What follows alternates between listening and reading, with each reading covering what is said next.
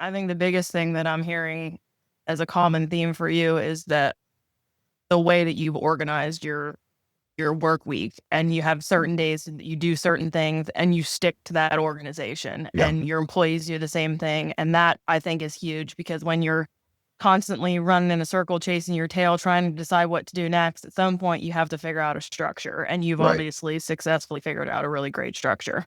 Yeah. The block scheduling was the big thing that we changed here recently. And I've tried it for years in the past. I tried it when I was one man show. I tried it when I was a 2-person show, and Yeah. block scheduling never worked. It's Right. because I wasn't allowing it to work, because that phone rang, I pick up. The phone rang, I pick up, even though I had a pile of quotes.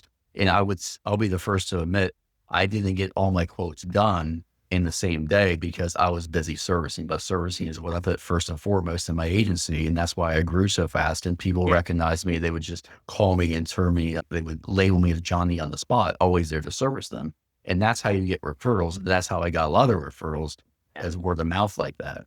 And that's unfortunately why I had to work 12 to 16 hours a day, because I would wake up at 4 or 5 in the morning, and I still do, to get quotes done. And that way I can get my quotes done. They're out by 8 o'clock and they're presented and ready to review with the clients on their designated appointment times.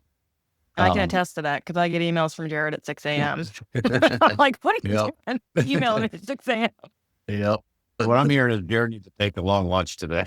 Yeah. It's be a short lunch. It's a working lunch. It's never a true relaxing lunch.